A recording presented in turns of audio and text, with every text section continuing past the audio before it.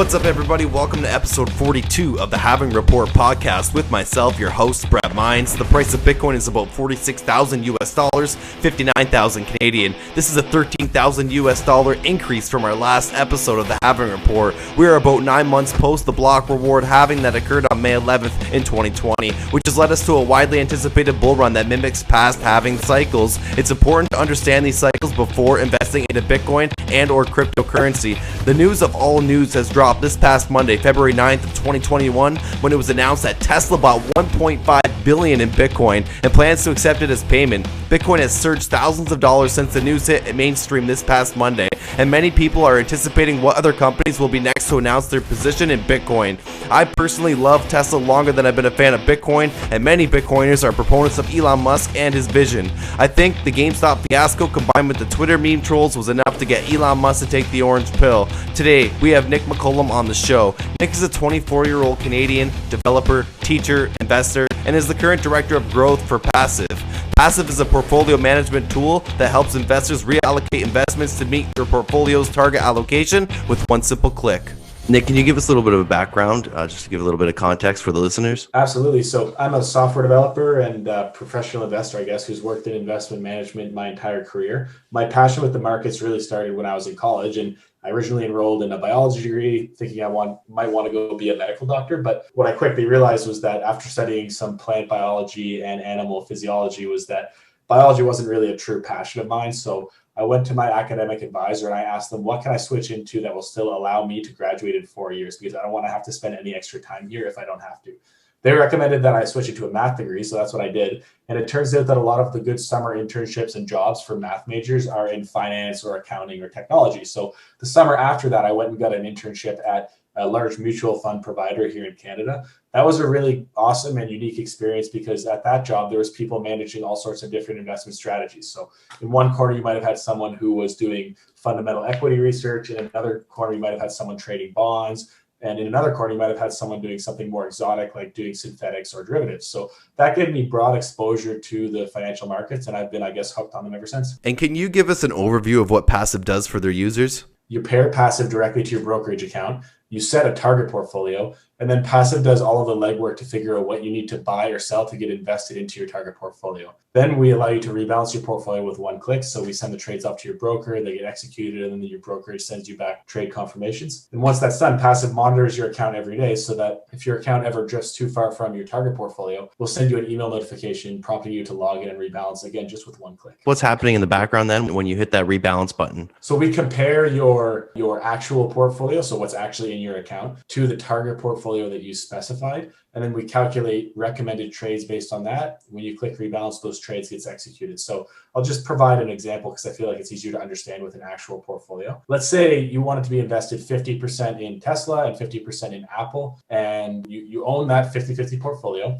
And then Apple goes up and Tesla goes down. So now instead of being at 50-50, you're at 60-40. Passiv would recommend that you sell some of the 60 to buy some of the 40. And when you click rebalance, we'll execute those trades to get you back in line with that 50-50 allocation that you specified. So no matter how complex my portfolio may be, it will make all those trades needed to completely rebalance itself. Yeah, you can have as many accounts as you want paired to your Passiv account. So you could have 15 different brokerage accounts if you want. There's no cap on that. And you also are able to connect to accounts at different institutions. So if you had some of your investments at TD Ameritrade and you had some of your other investments at Interactive Brokers or something like that, Passiv would provide you one centralized dashboard for you to manage all of your investment portfolio in one place. So what do I need to get signed up for Passiv to start out? The first thing you need, I guess, is a brokerage account. So we don't actually take custody of your assets. So in order for you to use Passiv, you have to have your investments somewhere. And then that's pretty much all you need. You can create an account on Passiv. We have a free version and a paid version. So what we always recommend to people is to try the free version out first to see if you like it. And then you can pair your brokerage account, set your target portfolio, and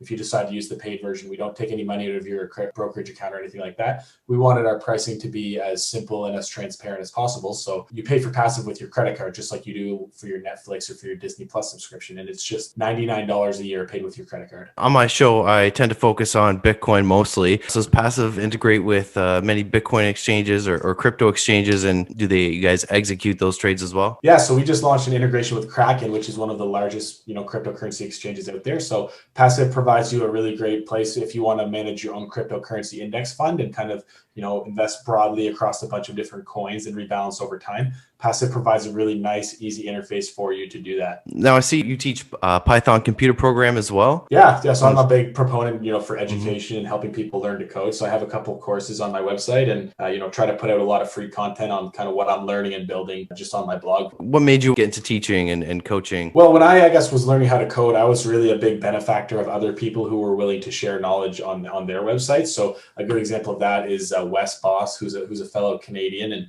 he teaches JavaScript on his website. He has some courses that he sells, and he's actually kind of a way bigger name in the education space than you might think, because that's actually what he does full time. He's made quite the business out of teaching people how to code JavaScript. He's a really good teacher, and I was always really inspired by how many people that he was able to help by putting some free and even some paid content out there on his website. So that was kind of the motivation for me, was just learning from guys like Wes. And is Wes on Twitter? Yeah, Wes's handle, I imagine he's probably at WesBoss, WESBOS. Cool, man. Definitely check him out. You work mostly with Python. Do you work with other computer programming languages as well? Yeah, so I spend most of my time coding in Python. I'm a back-end developer primarily, so I work with like databases and like application logic. So a lot of that's Python.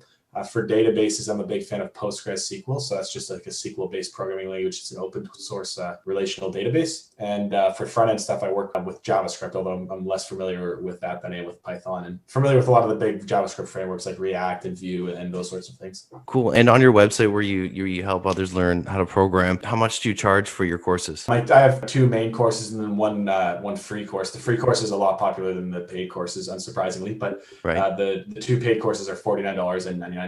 I see like there's a lot of different Python resources out there on internet that are free on the internet. So how do you add value with your course? For me, a big thing that I always wanted to help people with was to, be accessible and be available for questions. So I made my course primarily to help people who want to learn Python for finance. So if you're a financial analyst or an accountant and you want to automate some of your workflows, Python is a great tool for that. And my courses are kind of designed specifically with financial examples and with the tools and techniques that you need to kind of work in finance. So that's kind of like, I wanted to niche down and to teach Python for finance, and I wanted to be really accessible. So on the accessibility front, I have like a Slack community where people just come in and, they can ask other people in the Slack community for help, or they can ask me for help. And I try to be really responsive there. And what kind of level of knowledge should people have when they come onto your website, reading your blogs and your GitHub? Depends on kind of what you're looking to achieve. I guess on my just blog where I write public content that's available to everyone, a lot of that stuff's pretty nerdy and pretty advanced, but that's because, it's public, so people are going to be Googling specific things about certain technologies or languages or frameworks. And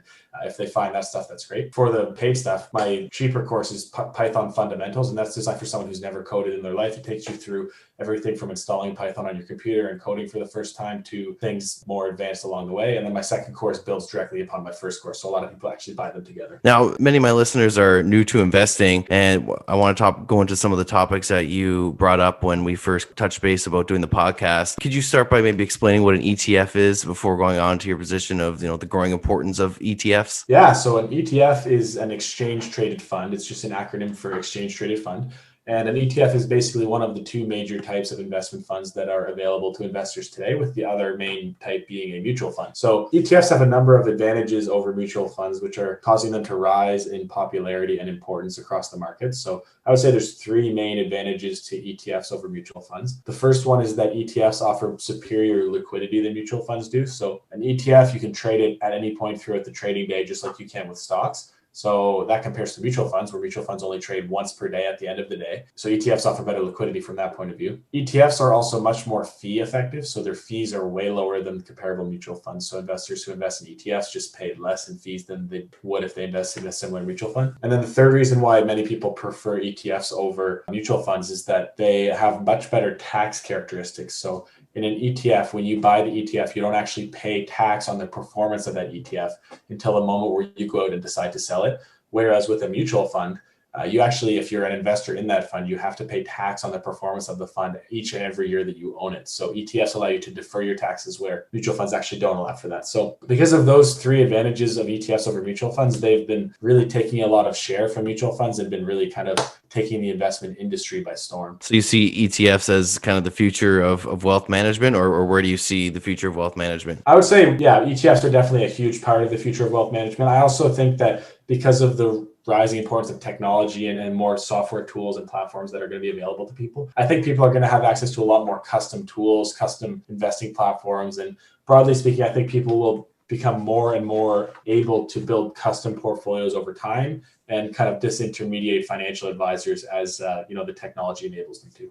Speaking specifically about Bitcoin custody and crypto custody, being in the community, kind of pulled in two different directions of custodial services. And then sometimes you get people that say, not your keys, not your coins, or maybe more recently, no keys, no cheese. Where do you stand in terms of crypto custody? And should you keep that safe in your private wallet, or should you have custodial services? Yeah, I mean, I don't know. It kind of depends on what you're trying to achieve. If you just want some cheap and effective cryptocurrency exposure, I think managed solutions, a Coinbase or a Kraken or something like that, I think those are good solutions for a big swath of investors.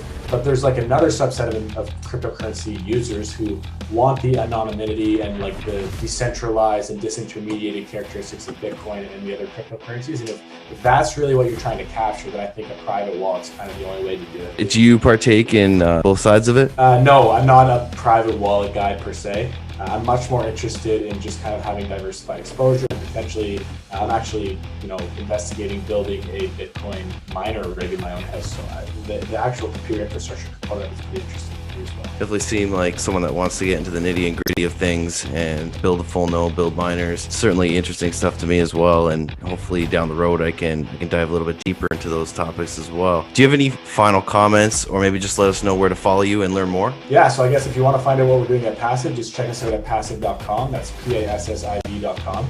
You can also check out my personal website, nickmccallum.com. And if you have any questions, you can email me at nick@nickmccallum.com. Awesome, Nick. Thanks again for coming on to the podcast. I appreciate your time. Thanks for listening to episode 42 of the Halving Report. Please subscribe to the show, leave us a comment, review, or even a thumbs up will go a long way to help spread the good gospel of financial literacy, Bitcoin, and decentralized assets. We'll see you back next time.